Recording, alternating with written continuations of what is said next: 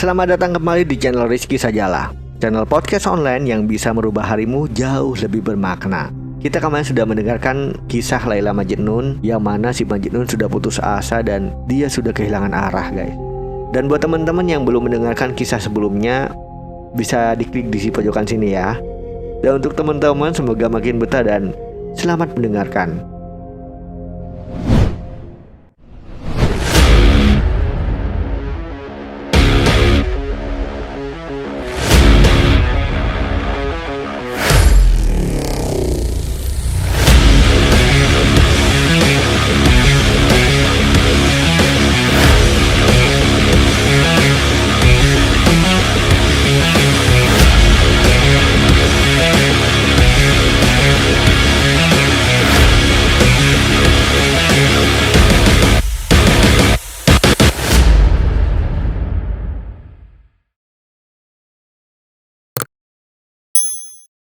Oke, si Majnun ini sudah menyatakan kalau dirinya adalah orang yang berada di luar perlindungan hukum.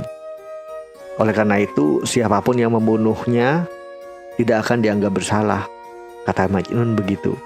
Oke, kita lanjut ya. Jadi, selamat tinggal teman-temanku, karena aku harus pergi. Semoga Allah selalu memberkahi dan menjaga kalian. Dan semoga kalian semua memaafkanku. Tak ada yang bisa kalian lakukan untukku sekarang. Gelas itu telah terjatuh dari kedua tanganku dan anggur itu pun tertumpah. Tak ada lagi kebahagiaan. Tak ada lagi akal sehat. Yang tersisa hanyalah serpihan-serpihan setajam pisau cukur. Lihatlah, bagaimana serpihan-serpihan itu memotongku. Semua orang yang mengelilinginya memandangnya dengan tak percaya. Tatkala ia berbicara, bertanya-tanya, apakah ia menyadari keberadaan mereka? Lalu seolah hendak melenyapkan tanda tanya mereka, ia menoleh ke arah semua orang dan berkata, "Aku tak mengharapkan kalian akan mengerti apa yang aku katakan. Karena kalian semua tak menyadari betapa tersiksanya aku. Jadi, tinggalkanlah aku. Biarkan aku pergi. Dan jangan coba untuk mencariku. Karena pencarian kalian hanya akan sia-sia saja. Jadi, tinggalkanlah aku. Biarkan aku pergi, dan jangan mencoba untuk mencariku. Karena pencarian kalian hanya akan sia-sia saja. Bagaimana mungkin kalian akan menemukanku? Karena aku tersesat.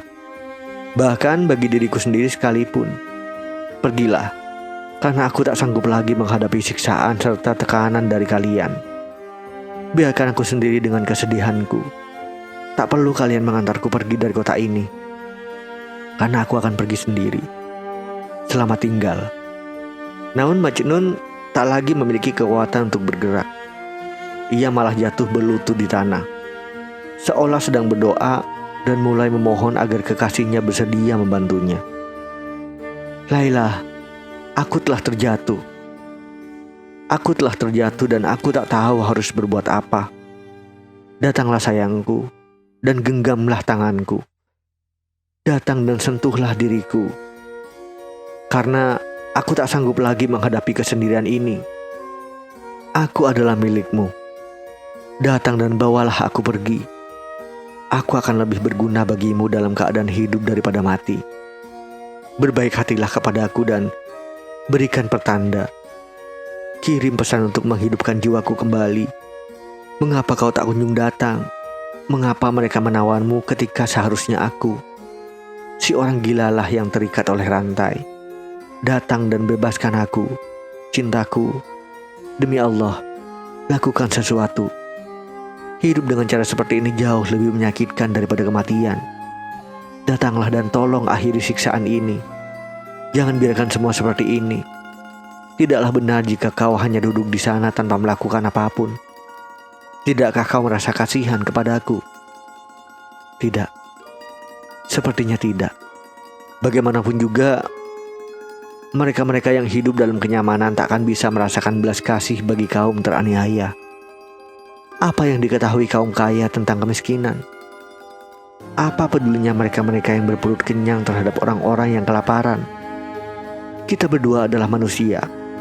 Tidakkah kau memiliki rasa kemanusiaan sedikit pun?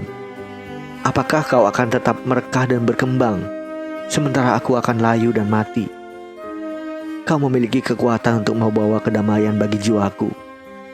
Namun, kau tetap saja menyembunyikannya dariku. Apa yang telah kulakukan hingga aku layak menerima semua ini? Kau tidak hanya telah mencuri hatiku, tapi mengapa kau juga mencuri kesadaranku?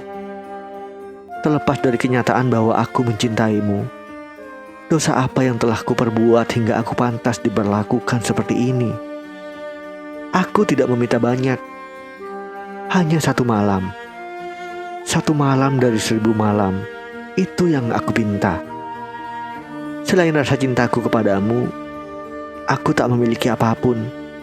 Segalanya telah kutinggalkan, kupertaruhkan, dan akhirnya aku kehilangan semuanya itu. Kumohon, jangan tolak diriku. Jika kau marah kepadaku, padamkan kemarahanmu dengan air mataku. Sayangku, kaulah sang rembulan dan aku adalah bintang yang telah jatuh ke bumi karena merindukanmu. Aku sendirian dan tanpa teman.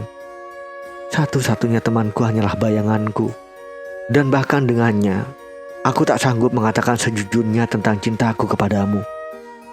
Kalau-kalau ia merasa cemburu dan berusaha mengambilmu dariku, apa yang bisa kulakukan?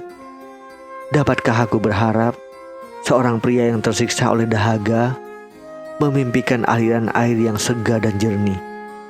Namun kalau ia terbangun, yang ada hanyalah butiran-butiran pasir. Tapi apalah artinya semua itu? Apapun yang terjadi kepadaku, takkan ada yang dapat menghancurkan cinta yang ada di hatiku untukmu.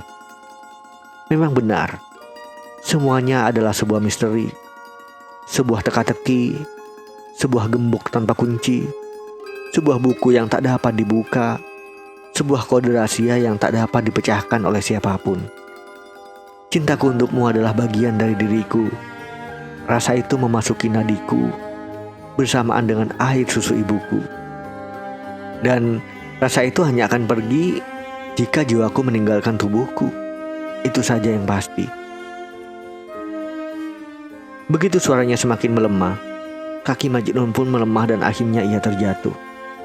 Mereka-mereka yang mendengarkan berbicara bergerak maju untuk menolongnya. Dengan perlahan, mereka mengangkatnya dan membawanya pulang ke kediaman orang tuanya. Waktu berlalu, namun cinta sejati itu tetap ada. Kehidupan di dunia ini tidak lebih dari serangkaian tipu muslihat serta pandangan yang menyesatkan. Namun, cinta sejati adalah sesuatu yang nyata, dan api yang menjadi bahan bakarnya akan menyala selamanya, tanpa sebuah awalan dan tanpa sebuah akhiran. Dan begitulah, Majnun menjadi terkenal di seluruh penjuru tanah itu sebagai seorang pecinta. Karena api cinta sejati yang menyala di jiwanya bagaikan obor yang terus menyala hingga akhir hayatnya.